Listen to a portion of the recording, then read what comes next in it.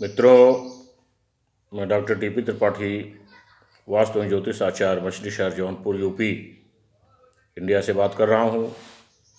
आज के एपिसोड में मैं आपको वास्तुशास्त्र के बारे में दे रहा हूँ, कैसे आप अपने घर में संपन्न रहेंगे, सुखी रहेंगे।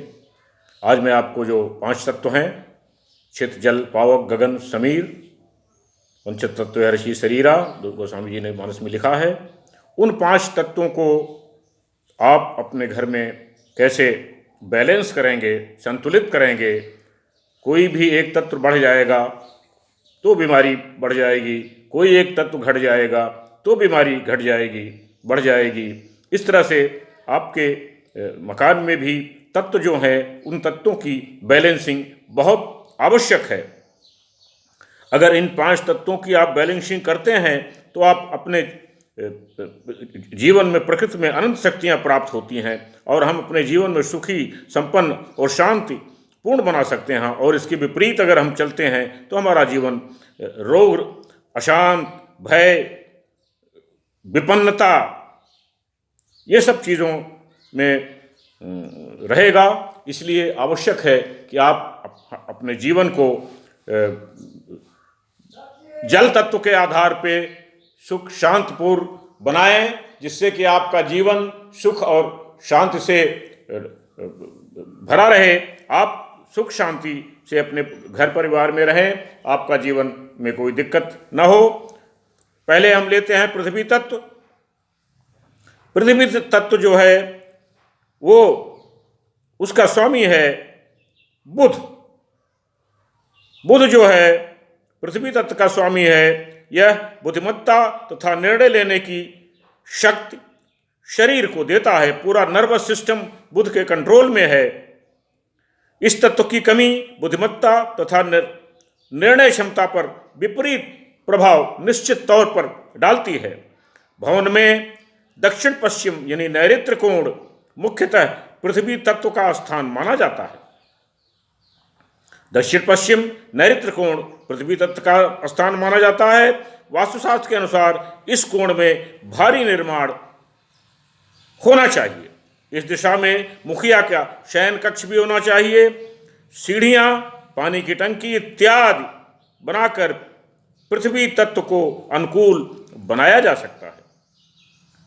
पृथ्वी तत्व के तहत भूखंड की भूमि, आकृति, स्थिति, शल्य दोष इत्यादि की जांच भी करनी पड़ती है। अब आइए जल तत्व। जल तत्व के मालिक शुक्र और चंद्रमा हैं। ये जल तत्व के कारक हैं। शरीर में व्याप्त जल का चंद्रमा पर आधिपत्य है। शरीर में स्थित जल शरीर का पोषण करते हैं। जब जल तत्व की कमी होती है, आलस, तनाव उत्पन्न करता है। शरीर के संचार व्यवस्था विपरीत प्रभाव डालती है। आपको फेफड़े की बीमारी हो सकती है, आपको सांस की बीमारी हो सकती है, आपको ब्लड प्रेशर की बीमारी हो सकती है। तो जल तत्व का होना, बहुत संतुलित होना जीवन में बहुत जरूरी है। ये दोनों चंचल हैं, इसलिए चंद्रमा को मन के कारक का तत्व प्रदान कहा गया है। शुक्राणु, शुक्र जल से ही जीवित रहते हैं, जो सृष्टि के विकास और निर्माण में महत्वपूर्ण है। शुक्र का काम जीवन का कारक है। यही कारण है कि शुक्र के अस्त होने पर विवाह इत्यादि नहीं होते। जल का वर्तमान स्थान उत्तर पूर्व यानी ईशान कोण की दिशा में है। जल की आकृति होती है कि यह उच्च से निम्न की ओर बहता है। अतः आपका भवन पूरब से पश्चिम की तरफ, पूरब नीचा हो, पश्चिम ऊपर हो। जल की प्रकृति की इसी तरह है। अतः भवन का फर्श भी ईशान कोण की दिशा और निम्न होना चाहिए। भूमिगत जल भी ईशान दिशा में उत्पन्न फलदायक है। ईशान दिशा से जल भूमिगत मंदिर, खाली स्थान रखकर जल को तत्व को अनुकूल बनाया जा सकता है। उसके बाद अग्नि तत्व आता है। 5 तत्वों में तंत्र विशेष महत्व है। अग्नि का अर्थ है ताज, ताप, तेज, ऊर्जा।